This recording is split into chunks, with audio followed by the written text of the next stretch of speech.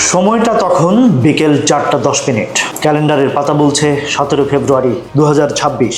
ঢাকার রাজপথ যেন জনসমুদ্র, আর সংসদ ভবনের দক্ষিণ প্লাজা সাক্ষী এক মহাকাব্যিক মুহূর্তে। দীর্ঘ প্রতীক্ষার অবসান ঘটিয়ে বাংলাদেশের নতুন প্রধানমন্ত্রী হিসেবে শপথ নিলেন তারেক রহমান। রাষ্ট্রপতি মোহাম্মদ শাহাবুদ্দিনের সেই গম্ভীর কণ্ঠস্বর আর তারেক রহমানের প্রতিধ্বনি পুরো দেশ যেন এক মুহূর্তের জন্য থমকে গিয়েছিল।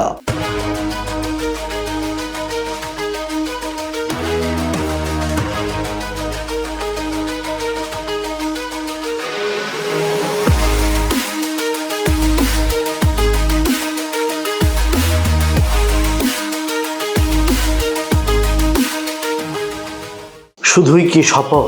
এই শপথের পেছনে লুকিয়ে আছে এক বিশাল সমীকরণ। 50 সদস্যের নতুন মন্ত্রিসভা, 25 জন পূর্ণমন্ত্রী আর 24 জন প্রতিমন্ত্রী। গাড়িগুলো লাইন ধরে দাঁড়িয়ে আছে আর ফোন বাজছে সম্ভাব্য মন্ত্রীদের পকেটে। দেশের রাজনীতিতে আজ যেন এক নতুন বসন্তের আলো। একটা বিষয় খেয়াল করেছ, এই মন্ত্রিসভায় কিন্তু শুধু অভিজ্ঞতার জয়গান নেই, আছে তারুণ্য আর নতুনত্বের মিশেল।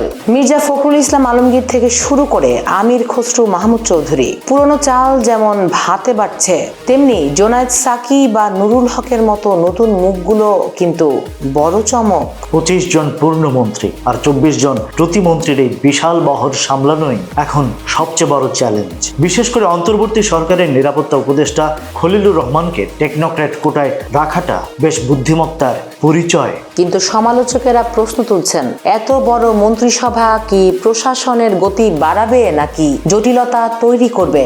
একদিকে অভিজ্ঞ সালাউদ্দিন আহমেদ বা মেজর হাফিজ আছেন, অন্যদিকে ইশরাক হোসেন বা ববি হাজ্জাজের মতো তরুণ নেতারা। এই জেনারেশন গ্যাপটা কি শেষ পর্যন্ত আইডিয়ার যুদ্ধে রূপ নেবে? তর্ক তো আছেই, রাজনীতি মানেই তো দ্বিমত থাকবে। যেমন ধরো জহিরুদ্দিন স্বপন কিংবা শহীদুদ্দিন চৌধুরী এনির মতো মাঠের নেতাদের মূল্যায়ন করা হয়েছে, আবার টেকনোক্র্যাট কোটায় মোহাম্মদ আমিনুর রশিদকে আনা হয়েছে। এটাকে তুমি ডাইনামিক বলবে নাকি ব্যালেন্সিং অ্যাক্ট? আমি বলবো এটা একটা পলিটিক্যাল জুয়া। যদি এই টিম ডেলিভারি দিতে পারে তবে ইতিহাস হবে, আর যদি সমন্বয় না হয় তবে 50 জনের এই টিম সামলাতেই হিমশিম খেতে হবে।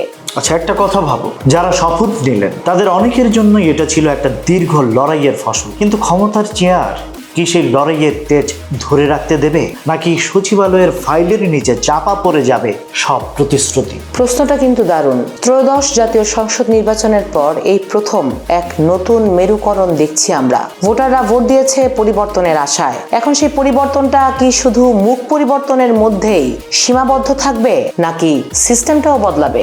দিন শেষে রাজনীতি তো অঙ্কের খেলা নয়, এটা মানুষের একটা আবেগের জায়গা। তারেক রহমানের এই টিম বাংলাদেশ কি পারবে মানুষের সেই আবেগ আর আস্থা মর্যাদা রাখতে, নাকি সময়ের স্রোতে হারিয়ে যাবে আরো একটি সম্ভাবনা? জবাবটা তোলা থাকলো সময়ের কাছে। তবে দর্শক, আপনাদের কি মনে হয় এই 50 জনের মন্ত্রিসভা কি পারবে একটি বৈষম্যহীন নতুন বাংলাদেশ করতে? এতক্ষণ এই বিশেষ বিশ্লেষণে আপনাদের সাথে ছিলাম আমি দীপ, এবং আমার সাথে ছিলেন রাজ, এবং আপনারা শুনছিলেন এবং দেখছিলেন ভয়েস অফ বেঙ্গল।